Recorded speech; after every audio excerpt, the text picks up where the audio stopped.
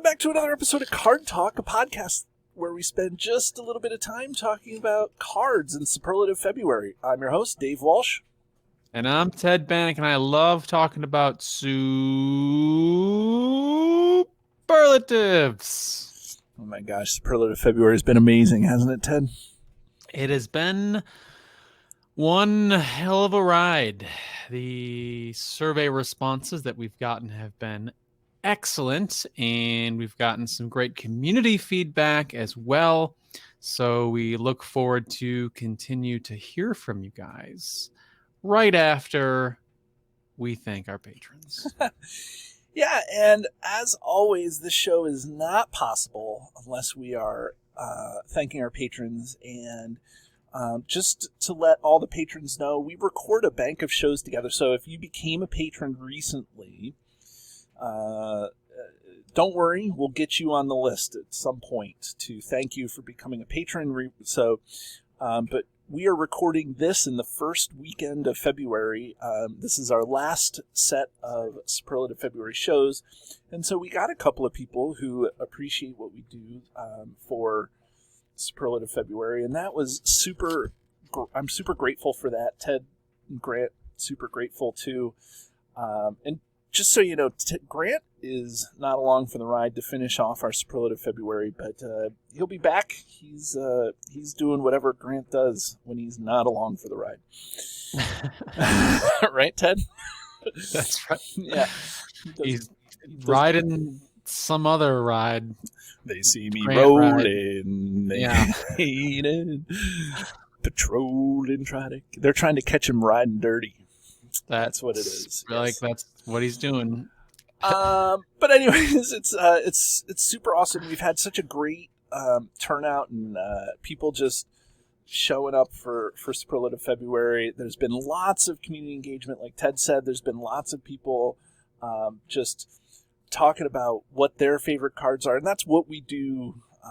That's the whole goal of the show, is just to create conversation around the game and around the cards, and I think that's what this does kind of in a nutshell. So anyways, to thank our patrons, let's go through the list. And we had a couple of recent patrons that joined the list during Superlative February here. So Micah and Chris, thank you so much for seeing value in what we do and becoming a patron. Micah joined only so he can yell at us and not feel bad about yelling at us in his radio. No, I'm just kidding, Micah. Very good conversation Mike and I have had in the community about this. So it's Micah and Chris. Welcome to the Patreon family. And then we have Reagan, Robert, Brandon, Scott, Joe, Alex, Edmund, Peter, Niall, Carl, Vardane, James, Joshua, Matt, Russ, Justin, Jason, Kyle, Daniel, Mike, Robert, David, Sean, Lou, Phil, Joseph, and Dom. So that is a mouthful. Yeah, we're up to 30 patrons right now. Well, 29, I guess. So that's the way that works out. So thank you so much. If you want to become a patron, the address is right here on the screen. Whoop, whoop. Patreon.com/cardtalk2018. And like Ted alluded to, I'll just give you a brief, awesome thing where we're taking every sphere. We submitted we released a survey to everybody out in the community. It was our way of honoring kind of this hiatus or the current end of the game, honoring it to see what the community loves and what the community finds awesome about the game. And so we sent out this huge 12-page survey. Ted alluded to the fact that we had 130 folks get back to us, which is amazing for this community. To do that, it was humbling to have such a response. And so now we are in the last week. So we're talking this week about everybody's favorite sphere, not everybody's favorite sphere, but the one that was considered the most favorite by everybody. No, still not what it was. More people liked this sphere than all the others. That's what I'm trying to say. And so it's no secret that we started with tactics, and then we went to leadership, and then spirit, and so now we're at lore. So Ted, before we get into the But lore before we heroes. get into lore heroes, quick point. So if anyone listening in the audio podcast of this will not understand, but if you're watching us on our YouTube feed, David, you appear to be in some type of, I'm going to guess, bunker type situation. You have moved where you are recording. Perhaps it is because you are sheltering from the pandemic, and you are set up with a lifetime supply of tomato sauce, disinfectant wipes, and a mountain of paperwork, which I can only assume, I don't know, back tax returns, dating back to possibly 2000. And don't forget the laundry over my shoulder here. Don't forget. And I definitely know that you have a change of clothes, so I'm not concerned about that as well.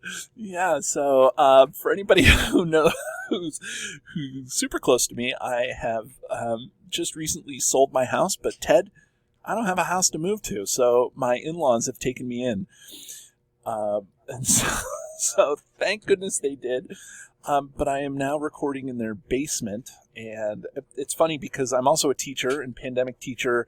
Like I need all this stuff to kind of teach.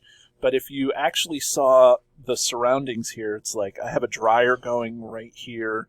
And so for any longtime listeners of the show, this is our way of remembering Grant and knowing that Grant is with us, because there'll be some background noise here rolling around. Welcome to the finale, everybody. It doesn't have Grant, and instead it has this dryer. Right. It's, it's what we've been building to this whole month, so thanks for tuning in. Right. Right.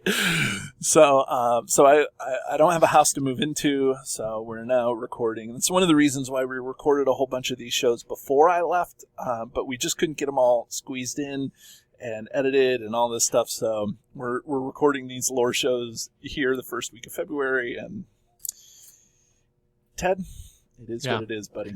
It is what it is. So we'll get into it. So we're reviewing the lore sphere based on the community responses, and show the first, we always review the heroes, don't we, David? Yeah, we do. But even before we get into that, let's talk a little bit about lore and maybe what the lore sphere means, and whether it really deserves to be at the top of the list. So, Ted, what do you think about lore being, I don't know, I don't want to say the best, but the most people like lore? What's your feedback on that? So I wish I had done this for the previous episodes. This idea has just come to me now for the very last of our series. Okay. If on page 4 of the original print rulebook, it has a definition or a summary of all the spheres of influence. So I thought I might read that because I deem it appropriate. Okay. So the lore sphere says... Wait. Let me set it up. Fans of the show, a dramatic reading by Ted Bannock, who loves talking... The lore sphere. Who loves talking about spheres. The sphere of lore emphasizes the potential of a hero's mind, intellect, wisdom, experience, and specialized knowledge are all under the domain of this sphere. That's the whole thing. That's all. Yeah. Okay. So what? I mean, is it people's best? I feel like you love lore. I mean, I think you said that. We were on a guest show once, and you said you love lore, like it's your favorite sphere. I do love lore. So why do you love it, and why is it on the top of a lot of people's lists here? It's primarily known for healing, right? It is the primary healing sphere, and that in a lot of scenarios is required to live. So it's got the medicine sphere, but it's also part of the draw, at least for me in the game, is sort of exploring Middle Earth, right? This game was a pathway to explore the places and locations and iconic areas of Middle Earth. And lore also has this exploration theme between doing cards that interact with locations a lot of times. So it's really thematic in that way, and those types of things are incredibly useful when playing pretty much every scenario, on top of being very well rounded for having things to help you with defenses and some decent attack heroes as well. Yeah, I mean, I will go one step further. Earlier on, in when we did this, when we were talking about other spheres, you're right. Hero healing is, I mean, it's almost exclusively in lore, except for maybe a couple off cards. The Dunedain Remedy and Magic Ring and a couple of contracts and stuff. Right. Actually, we interrupted our regularly scheduled series on healing cards just to have Superlative February, um, but I also think that lore has that card draw mechanic that everybody so desperately wants, right? Like yeah. when we went Yes. back and talked about like what everybody's favorite mechanic was. Again, open-ended, probably a bad question by me. I mean, I'm a teacher 20 years and I still can't write a good question. Trust me. And so to have the sphere for card draw is lore. I think is probably pretty good. So I think if you include a lore hero, and there's plenty of splashable lore heroes out there, I think that it's probably the most splashable of the spheres, right? Because it does have it has the best attackers in the game: Hero Treebeard, Hero Saruman, and then it has really great defenders, has great allies, so it just seems to be so well-rounded. Plus it's so tricksy. I think that that's one of the things that lore has gotten, like, its name. Like, it's kind of, from the beginning, it was kind of the tricksy sphere, and it's still kind of maintained that reputation throughout the life of the game. So, I don't necessarily love lore, and I don't necessarily look at spheres when I'm building cards. I usually build cards around like theme and things like that, and then and the effects you actually want. Right. But I think that many of my decks have lore in it because, like, I want card draw. I'm playing solo. When I'm playing solo, you have to do everything. You can't rely on another deck to do that. So, you need the card draw, you need the healing, like you said. So I think lore deserves to be, if not at the top, near the top. I think that the community is right with this being up here. Yeah, it's not some unexpected response. Yeah, right. It's not like it's not like a Path of Need being the second most popular leadership attachment. It's not an upset. Right. Upset, that's the word I was thinking of, right? Yeah, right. Yeah. No. So I think that that's good. But Ted, you and I, without Grant, we'll go through and we'll talk about the best and favorite heroes of the community.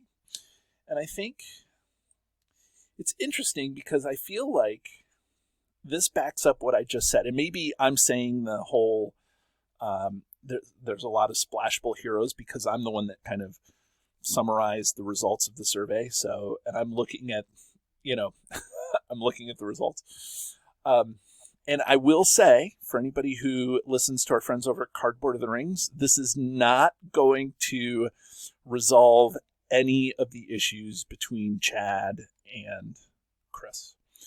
For anybody who doesn't listen to Cardboard of the Rings, there's two hosts on the show, Chad, and Chad is one and Chris is the other, and they have competing hero interests in terms of favorites and bests, who they think is favorite. So Chad is always loving Haldir, and Chris always loves Iristor.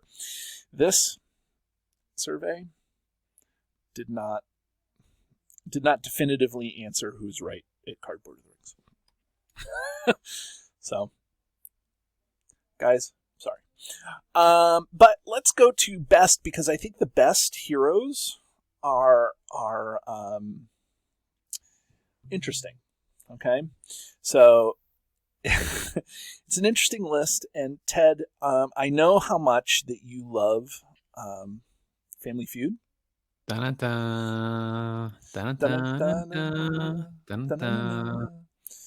I want to know what the survey says. We want to find out what the survey results are. Right, and this is perfect. So what I'm going to do is I will... so again, we're talking about best lore heroes. Okay? Top 5 answers on the board. Okay. Okay? And again, it seems like in every sphere there's a clear winner. And so there is a clear winner here. So right, I gotta let my I gotta put my mindset in the community and not let my personal play preferences affect I know, it. and that's really hard too, right? Like when you think it is extremely right.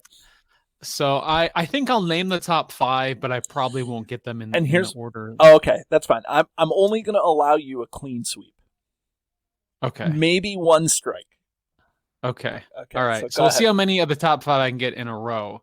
Right. Thinking of because David has reviewed these results, but when Grant and I have been recording these with him, like he doesn't show them to us. We get surprised right. With everybody else who's listening to this for the first time. So, all right, let's take a gander here for best lore allies.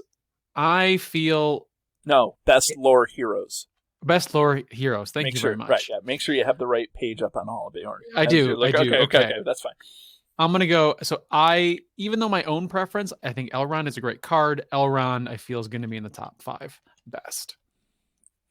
Okay. Yes, Elrond is in the top 5. He's the number 1 answer. Yes. 72 people think that Elrond is the number 1. But the funny thing is that when you go from, when you compare to some of the other things, I mean, Elrond isn't that much more awesome than Tactics Eowyn is compared to the other Tactics heroes. You know what I'm saying? Like, he did not run away with it with 110 of the votes. Do you see what I'm saying? Like, he had 72, which is significant. I'm not saying that it's not significant, and I'm not saying that, he's a bad hero. I'm not saying any of that. But what I'm saying is that he didn't run away with it. There are other heroes on the list. So, anyways, actually, the next 4 are all 10 and below. So, and then there's a whole bunch of one-offs. But okay. Oh, okay. Well, can I keep guessing? Yeah. All right. Okay. All right. This is exciting. I feel Aristor is also going to be up there. Survey says, ding, ding, ding, ding. Number 3 on the list. Number 3 with 9 votes, Aristor. Okay. So that's why I was saying, this survey isn't going to resolve any of the Haldir versus Aristor issues that our friends have. Well, so Haldir is also going to be my next guest. He's going to be your next guest. He can come right in and come right in. He can sit down. We can have a chat with him. Yes. Ask him how the Lorien wood is. Haldir is on the list. He's number 5. Okay. So 1, so you got 3, right, and 5. Isn't that odd?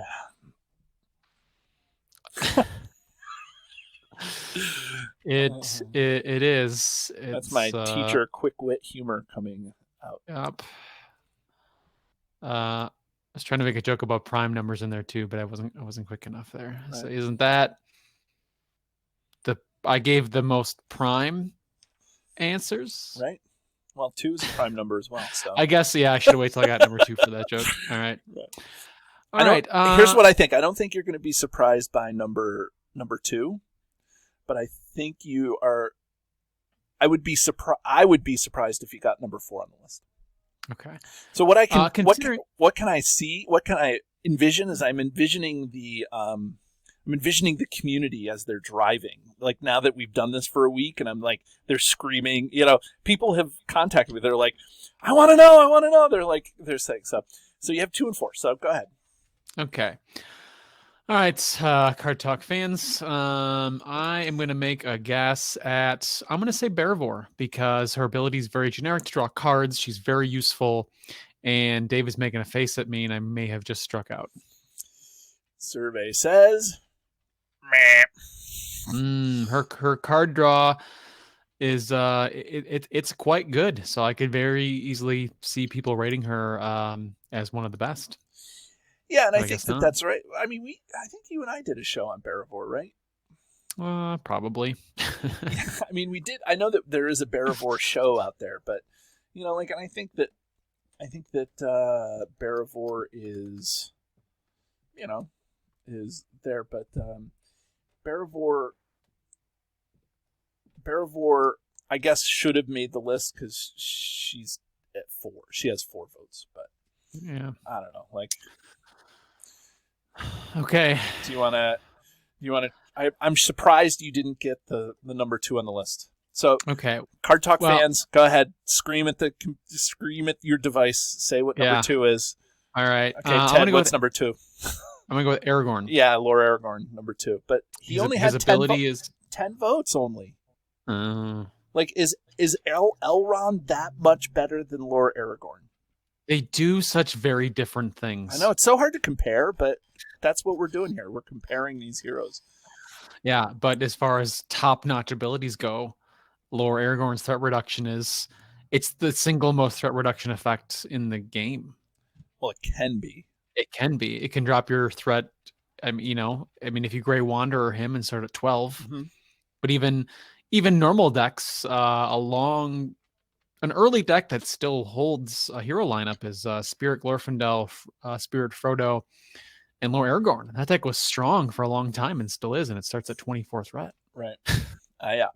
And that's part of, like, when you're building solo, that's the kind of hero lineup that you want to have, because you want to, what that does, what Lord Aragorn does. And so, Ryan, Mr. Underhill, if you're listening to this doesn't mean that I'm going back on our conversation about replacing Lord Aragorn with Korgorn, but the idea here is that Aragorn allows you to get rid of a whole cadre of cards when you're building solo, because you only need his ability, and so it frees up a whole bunch of deck space. So I can appreciate Lord Aragorn for just that. I don't need any threat reduction cards. Right. I need one, and it's Aragorn. Right. I mean, you may want to include, if you're using that lineup,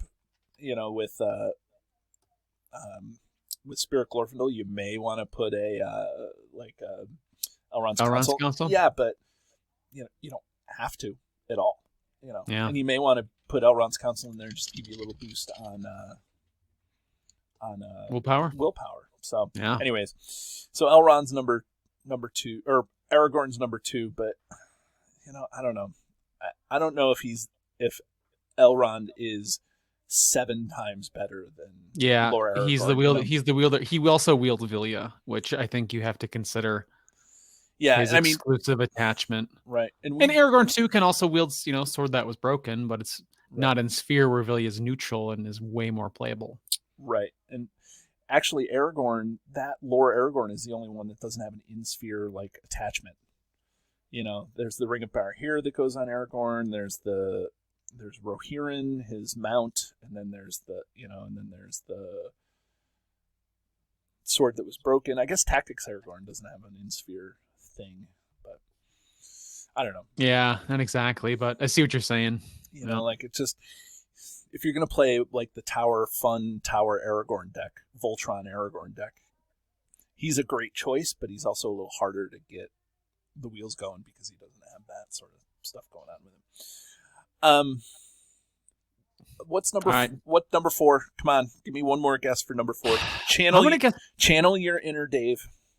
Inner Dave, I'm gonna guess Pippin. Yeah, that's exactly who it is.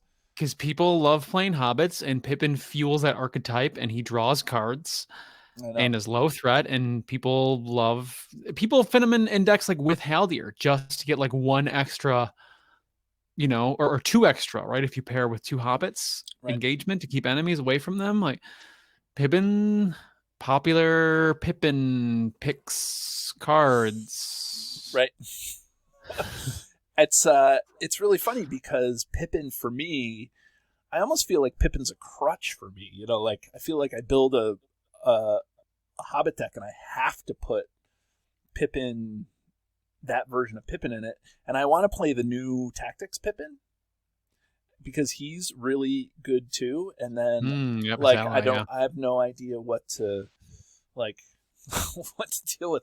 So I just put together a Bond of Saga ship deck because I've decided that I'm gonna play the Saga until I'm sick of it, pretty much. So I've played each of in the past 4 days. I've played each of the first 5 scenarios 3 times each. So it's what happens when you move and you don't have like a house to take care of and things like that. It's like, what do I do at 8:00 at night? Oh, I guess I just sit and play Lord of the Rings. But Pippin has been a crutch for me a lot of times, and so now I'm trying to include other.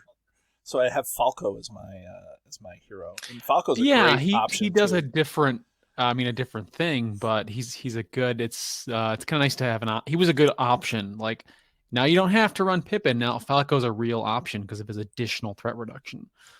Right. And they both get even stronger when you run multiple hobbits and the whole bond of friendship thing, and like they're good for both. Right. Should we move on to favorites? I'm going to change it up. So here's what I'm going to do. Remember how I said that it seems that there was a whole bunch of splashable lore heroes? Yes. I think no other set of survey results shows this than the responses that I got here. Okay. It's totally crazy. Remember, we had 130 responses. Not everybody voted on everyone, but so, here's what I'm going to do. I'm going to give you a hero, and you're going to try to guess within 3 on either side how many people said that was their favorite hero. So there was always a game I used to live near Buffalo, New York, and I used to go to Darien Lake. I think it's now Six Flags Darien Lake. I don't even know if it's open anymore, but I think it is. And I used to go to the Guess Your Weight booth because I'm a big dude, but I also carry my weight well. So anytime I would go, people would guess like, you weigh 230, and I'd step on the scale and be like 290, and so, but what they do is you guess your weight, and then you have 3 pounds on either side. So you have like a 7 pound right. Okay. Like range, right?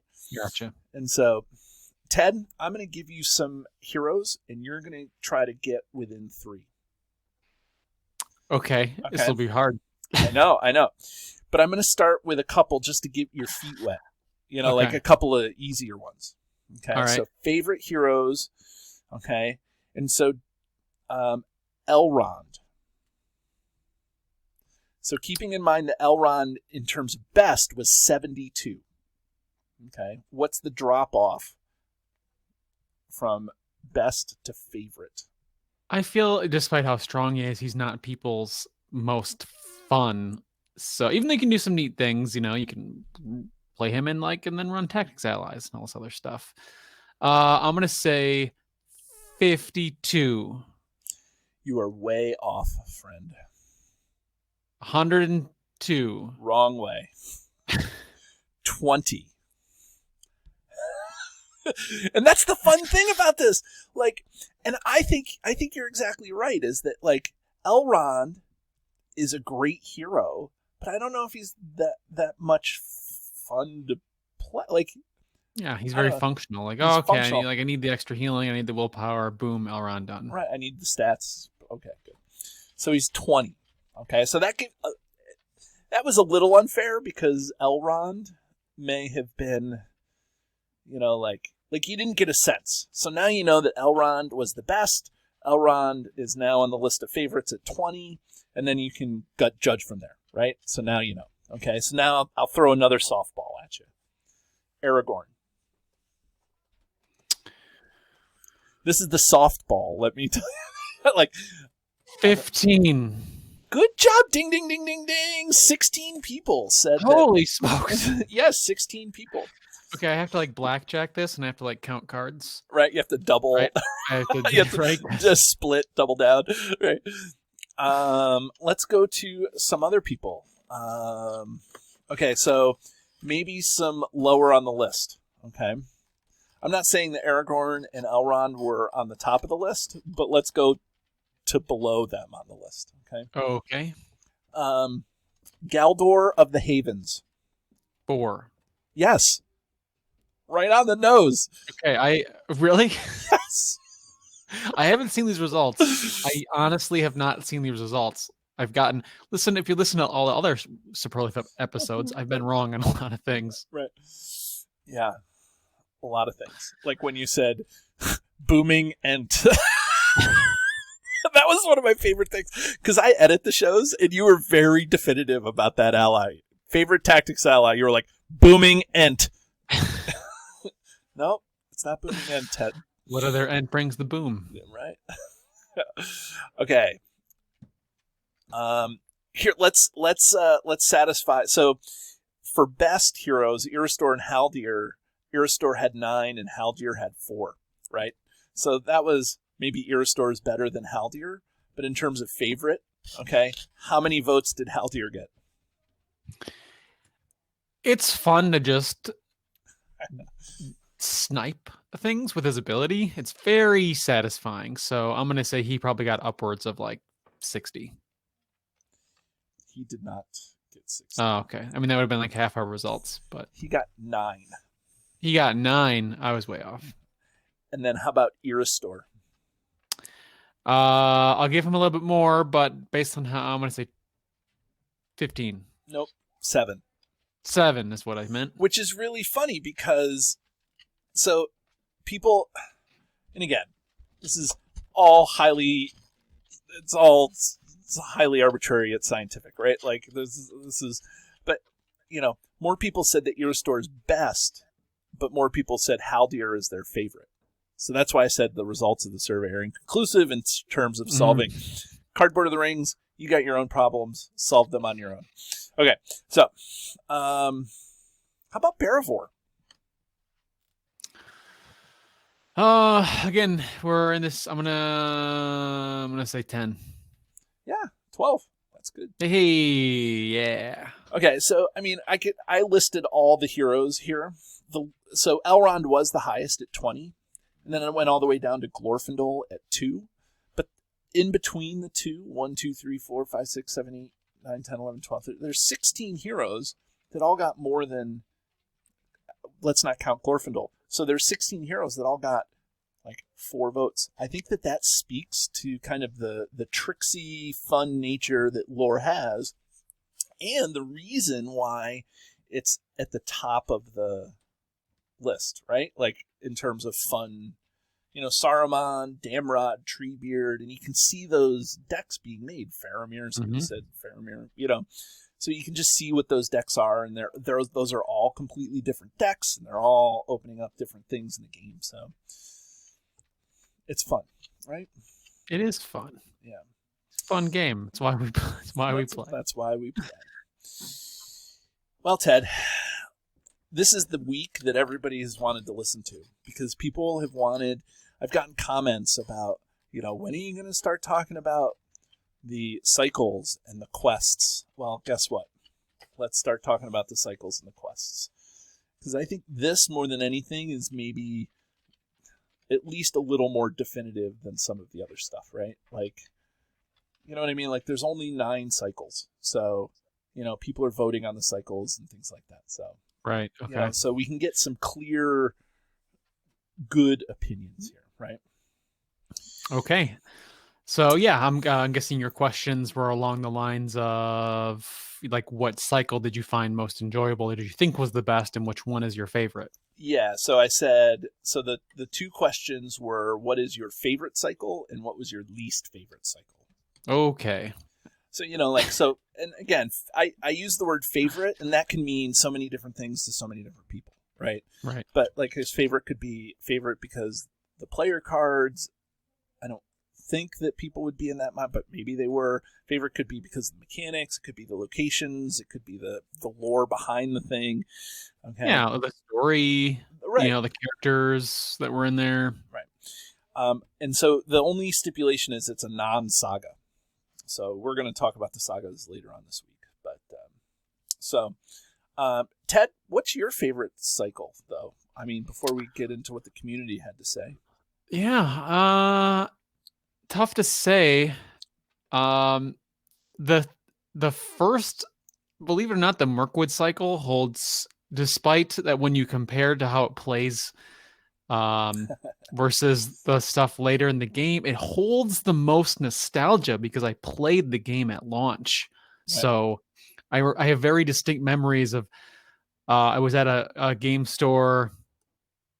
I was going to like a tournament at a game store, not like my local one, and I had no idea that like a new pack had come out, and I was just like sitting at the table playing whatever other game I was playing, and I looked over and I just saw like a brand new pack, and I'm like, oh.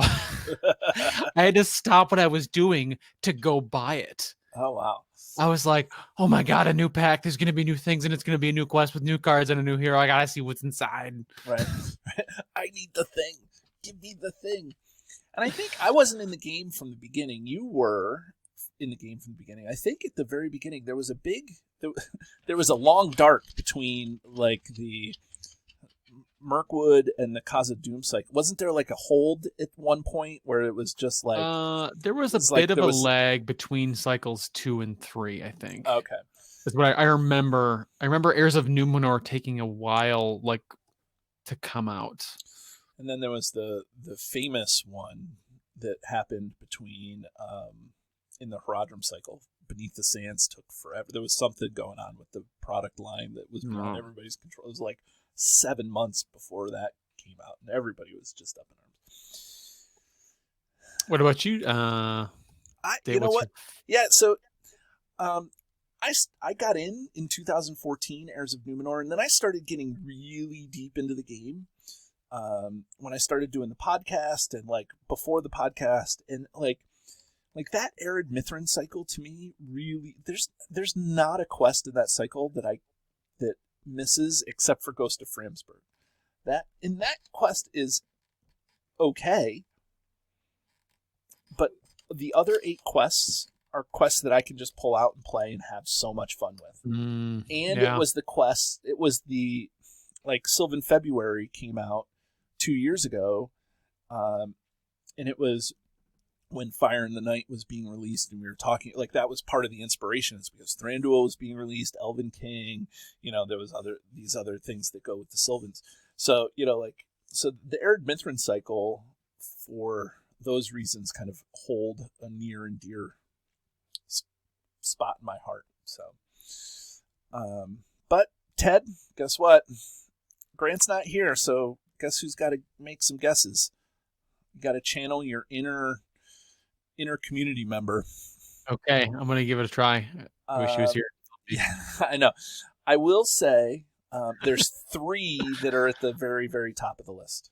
Okay. So there's 3 that have more than 80% of the vote. 75% of the vote. Sorry. All right. So of people's favorite cycles. Favorites. All right. Yep. I feel like Duero Delph is going to be up there. The Casa Doom cycle. That's number 1. Yeah. Yeah. I mean, and I think that also is because of the population of voters. There's a lot of people who maybe like going back to the very first shows that we were doing. We talked about how that not everybody owns the whole game that's filling out the survey. So. Okay. So Duero Delph is number 1 with 26.4% of the vote. Okay. My next guess is going to be the Dream Chaser cycle. That's number 2. Hey. 25% of the vote. Yeah, the Dream Chaser cycle, it had the sailing mechanic was kind of a new fun thing, and the quests are a really good mix of like a difficult but manageable in a sense. Mm-hmm. So I see why a lot of players really enjoy that. So I think it would be ranked amongst people's favorites. Right. I still remember Con of the Rings last year. Not last time we went. So Con of the Rings this, and John Peace and Thought. John Rogers said, tell me what your favorite cycle is, and tell me, and then explain why it's the Dream Chaser. I know that there's just a huge population that just loves the Dream Chaser cycle for all of those things that you said.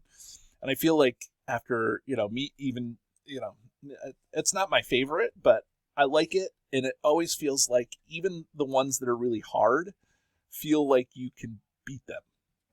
It's not like Escape from Dumbledore where you're like, I'm never going to win. Like, you feel like, I'm so close. Like, every time you play Raid on the Grey Havens, you're like, I'm almost there.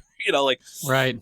So I think that helps a lot. So, yep. Okay. Can you do number 3? Yeah. I think because of its iconicness, I want to say, what's the 5th cycle? Lost Realm? The Angmar Awakened cycle. Angmar Awakened. Lost Realms is the deluxe expansion. Why do you say that that's iconic? Before I tell you if you're right or not.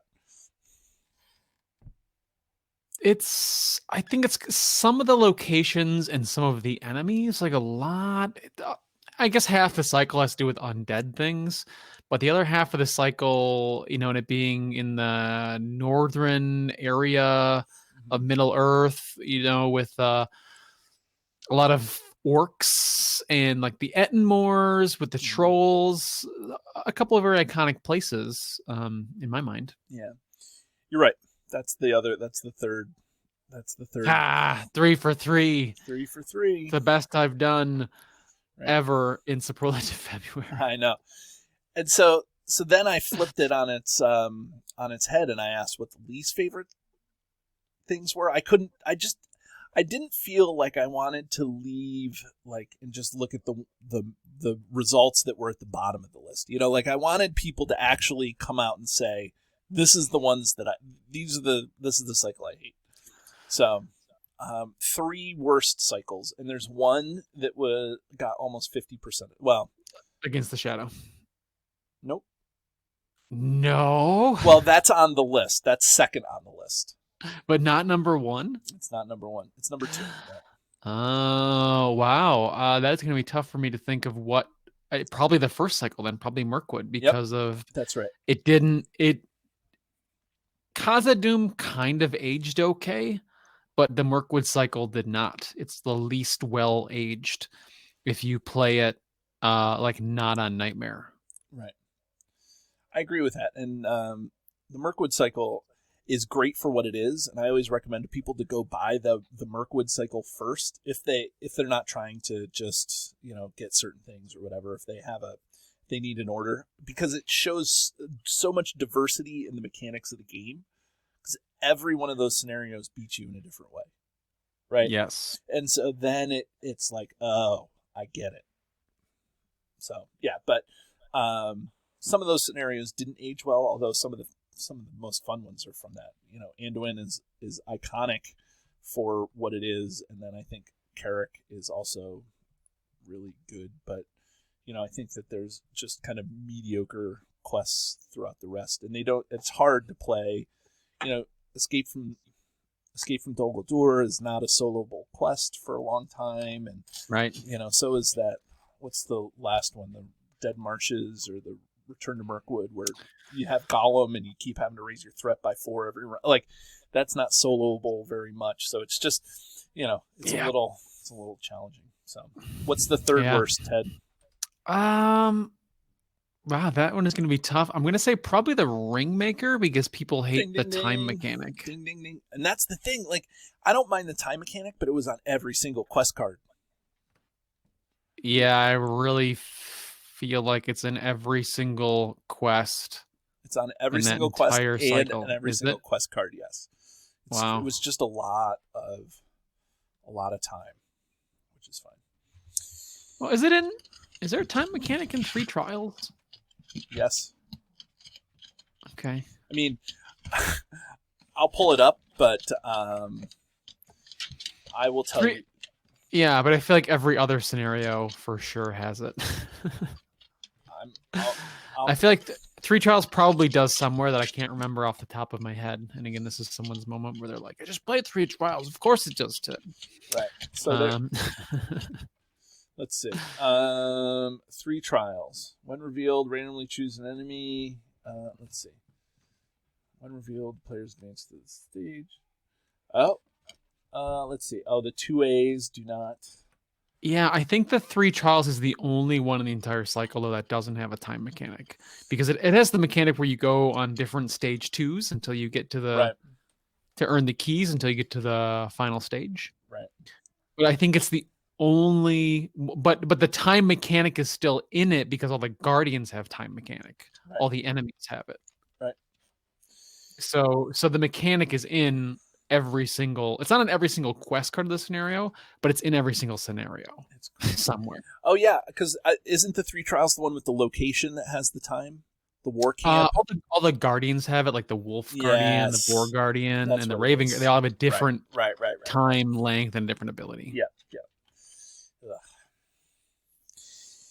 Well, you know what we need to do? We need to just wrap this up by talking about specific quests. And so again, I went through and asked the community what their favorite quests are and what their least favorite quests are. All right, let her rip, Dave.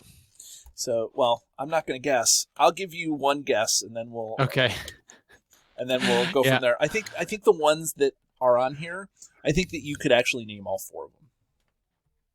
So there's 4 on my list. So, but I feel like okay, I'm gonna say Steward's Fear. Is Steward's Fear on there? I take that back. No, it's not on the list. No, even though people dislike that cycle, a lot of people like Steward's Fear. I think people like Steward's Fear because of the player cards, right? Like that's where you get all the. Oh, it was a wonderfully good AP. Yeah, I mean, and then they reskinned Steward's Fear in the latest cycle, so. Yeah. Okay. Thing is, there is so many quests. I know that's the thing. There's over 100 regular quests, right? There's 9 cycles, and then there's okay. I'll say Escape from Mount Graham. Oh my God, no. No, Escape from Mount Graham is incredibly fun. I'm thinking of the non. There is one. Saga quest on here, but I'm thinking of the iconic non-saga quests. When you think of like when you go to a con or when you talk to somebody, these are the quests you're going to be talking about. Whatever one where you chase the Stormcaller. Nope. This is so funny. And again, none of these went away. You know, like, so again, favorites are subjective. It's highly arbitrary. It's scientific. You know, like whatever. But Ted, Journey Along the Anduin. Or Journey Down the Anduin. Right? I mean, talk about an iconic quest, right? And when we were talking last week about quests for playtesting, Anduin made it, right? And so, and then Foundations of Stone made it. Yeah, okay, I could see that. Very, very a fun mechanic with separate staging areas. Yep, separate staging areas, and that's why I said Escape from Mount Graham. It's got a very similar mechanic. Yeah, it's got that. Mount Graham, don't you shuffle your heroes into your deck or something? You get separate staging areas, and you only have the one hero. Right, it's totally crazy. And then Murder at the Prancing Pony. It's always Johnny Goblin Fingers, right? It's always Johnny. Every time. I will never not name him if he has not been eliminated. And so Murder at the Prancing Pony. It's funny because I pulled that out solo just the other day, and I was like, I'm going to play Murder at the Prancing Pony. And I had forgotten that Murder at the Prancing Pony kills you with threat raises. Like an insane amount of threat. I know. Like, I was like, oh, I forgot that this is the way. Like, I was like, I'm going to play this and I'm going to see who, like, because it's like a clue sort of, you know, like Johnny Goblin Fingers did it at the inn with the, you know, whatever, you know, and it's like, and then I like threaded out after turn 4 and I was like, oh, I don't want to have to build a deck for this. So I stopped playing. Yeah, you at least have to sideboard in threat reduction cards and usually play. You play Lord Aragorn. Spirit or play Lord Aragorn's great for that scenario. I know. It's totally nuts. And then I hate to leave on a bad note, but what's people's least favorites? You know, we mentioned Ghost of Framsburg. So I'm going to throw that in the ring. Ghost made the list. It was like 5 people, but it didn't make top 2. I have just the top 2 here. Okay. I don't think people like the one where you have to fight Durin's Bane with a Shadow and Flame. Shadow and Flame. That's where you set your threat to 0 and you go from there. Yeah, which is fun but incredibly challenging. If you have to play specific heroes and mechanics to avoid the Durin's Bane attack. Galadriel, perfect tech against that. Yep. Nope. No. No. Did you know my both of these are Mirkwood cycle scenarios. Oh, probably Emin Muil. Yep, Emin Muil, where you have to get a certain amount of victory points of locations. And then you know what? I forgot how much people hate Roscabel too because of all the stupid healing. Oh, Roscabel was mentioned, but it's not second. Oh, okay. All right, give me the big reveal, Dave. Escape from Dol Guldur. Oh, yeah. It is tough. There's a decent chunk of players who play solo that we probably discussed in one of our other episodes. And as you mentioned earlier in the episode, that's a very difficult scenario to play solo. Right. Losing a hero. Yeah, it's just not... You have to have a very expansive card pool, and you have to kind of know what to do. I refused to actually play it until I had almost every single card in the card pool, because I just... I just didn't want to revisit it. So I eventually did beat it. I actually beat it 2 different ways. I used my Slippery Sylvan deck, and I beat it with the wrong encounter set. So I was playing Escape from Dol Guldur, and I was pulling out Hill Trolls, and I was beating Hill Trolls with my Sylvans, and I was like, Grant and I played it. We were like, wait, that doesn't work. So, and then I eventually beat it the correct way using the Sylvan deck too. But it was kind of funny. So, anyways, so everybody, that is our show on lore heroes and the best and least favorite quests and cycles in the game. So join us again on Wednesday as we talk about lore allies. Have a great day, everybody. Do you love the content? Here's what you can do to stay connected. Become a patron. The money collected through Patreon goes into keeping the lights on here at the podcast. We love our patrons, and you can join at many different levels. Visit patreon.com/cardtalk2018. You can subscribe to us, whether you're watching our YouTube channel or you're listening to us in your favorite podcatcher. Hit the subscribe button to get notifications of all our new episodes. Didn't know we were an audio podcast? Find us by searching Card Talk to get access to our 120 plus regular episodes. Didn't know we were a video channel? Find us by searching Card Talk LOTR LCG on YouTube, and there you can find not only our regular episodes, but you can find our bonus playthroughs and other content related to the game. Want to get a hold of Ted, Grant, or myself? Feel free to email the podcast at cardtalk2018@gmail.com.